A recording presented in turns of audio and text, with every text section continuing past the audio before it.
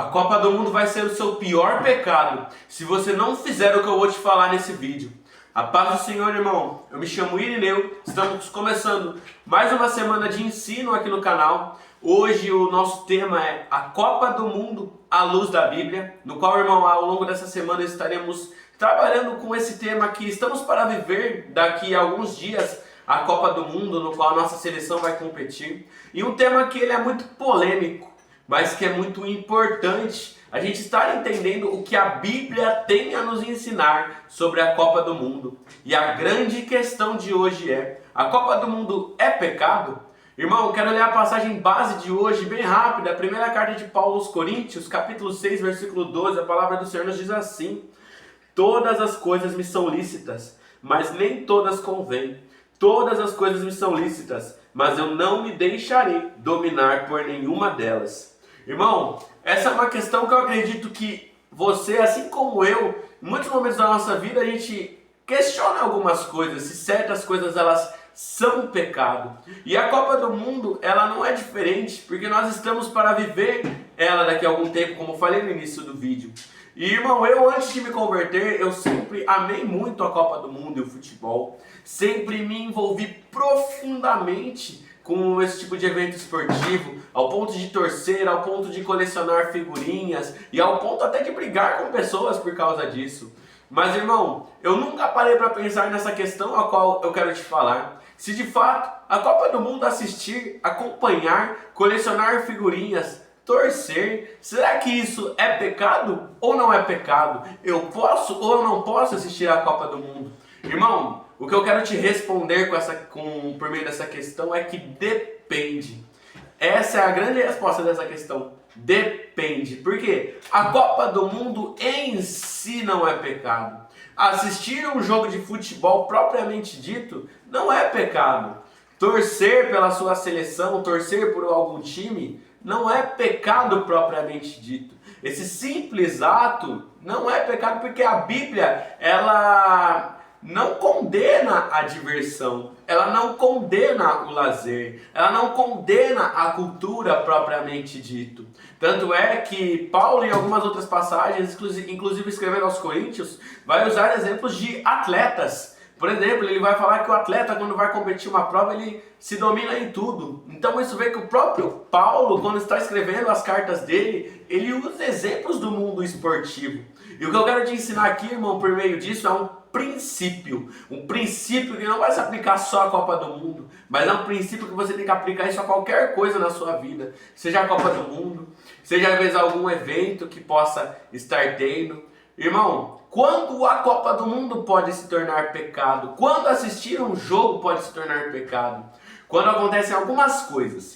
O primeiro deles é a idolatria. Irmão, a gente não pode negar que o futebol hoje ele é mergulhado em idolatria. Tem muitas pessoas que colocam time de futebol acima de Deus. Tem muitas pessoas que colocam jogador de futebol acima de Deus. Irmão, entenda que idolatria não é você prestar simplesmente culto a algo no lugar de Deus. Não é simplesmente você dobrar o seu joelho e você orar para aquele algo fazer. Não. Idolatria é tudo aquilo que tira do Senhor o primeiro lugar na sua vida. Porque quem tem que ter a primazia em tudo na nossa vida é Deus. É o Senhor Jesus, mais nada, irmão. Então se você coloca qualquer coisa no lugar dele, então você está sendo idólatra. E aí a partir desse momento, a Copa do Mundo se torna algo que é muito danoso para você e que te faz cometer um pecado que é gravíssimo, abrindo inclusive brechas para demônios,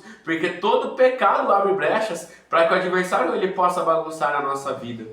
Como que você pode identificar que você está sendo idólatra com futebol? Quando você fica exaltando muito, exacerbadamente, um time de futebol, um jogador de futebol. Quando você deixa de fazer os seus compromissos com o Senhor, você deixa de orar, você deixa de ler a palavra, você deixa de buscá-lo, você deixa de ir ao culto. Por exemplo, irmão, se você acha mais prazeroso assistir um jogo da Copa do Mundo do que ir a um culto para adorar ao Senhor, aí já é um motivo de você ligar um sinal de alerta, porque talvez você já esteja sendo idólatra, porque você está colocando outras coisas à frente do Senhor, e aí a gente tem um problema grave, um problema que rompe relacionamento com Deus.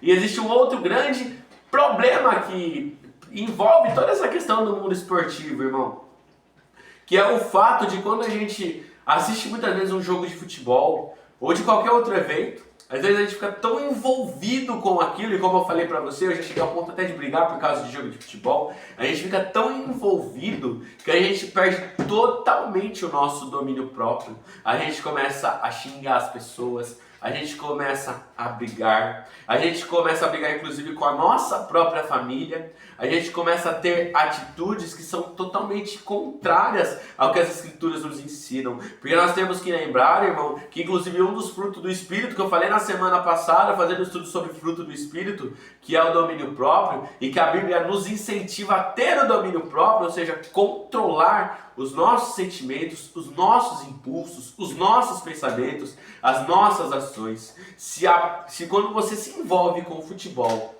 quando assiste uma partida, você age dessa forma, então, irmão, eu te digo que a Copa do Mundo para você é pecado sim. Se você está agindo dessa forma, para você é pecado sim. Pode não ser pecado para o fulano que tem domínio próprio e consegue assistir. Pode não ser pecado para aquele que consegue assistir sem colocar nada no lugar de Deus. Mas se você não tem esse autocontrole, então para você é pecado. E se é pecado para você, então aí vale a pena você meditar. Será que realmente vale a pena eu assistir? Será que realmente isso vai me aproximar mais de Deus ou vai me afastar mais de Deus? Será que isso vai agregar ou não vai agregar? Eu não estou aqui para falar para você categoricamente, não assista a Copa do Mundo. Ou categoricamente, assista a Copa do Mundo. Não. Mas eu falo para você que você reflita sobre você mesmo. Reflita sobre a sua condição. Reflita não só sobre Copa do Mundo, mas sobre qualquer outra coisa na sua vida. Será que o que você faz está exaltando o Senhor? Será que você está colocando alguma coisa no lugar do Senhor? Como que será que isso está mexendo com você? Na sua vida espiritual, na sua vida emocional, na sua vida social, na sua vida física. Porque se você parar e meditar nisso, e claro, pedir orientação do Espírito Santo, irmão. Porque a gente tende a ser bem hipócrita e bem mentiroso. Quando a gente quer alguma coisa, a gente tende a falar o que a gente quer ouvir. Mas o Espírito do Senhor, esse fala as coisas verdadeiras e muitas vezes nos confronta e nos deixa desconfortável. Pode ser que talvez você esteja assistindo esse vídeo e já se sinta desconfortável, porque o Espírito do Senhor já esteja tocando em você e te mostrando que há algo que você não deve fazer com isso. Então, irmão, que você possa verdadeiramente meditar nesse tema, meditar no que eu te falei, e que você possa tomar a melhor decisão, orientada pelo Senhor, sabendo que Ele deve ser sempre o centro da sua vida, e mais nada deve ocupar o lugar dele.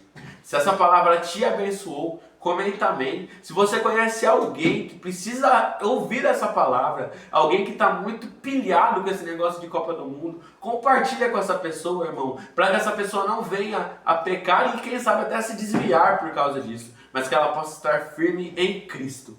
Que o Senhor Jesus abençoe muito a sua vida. Amém.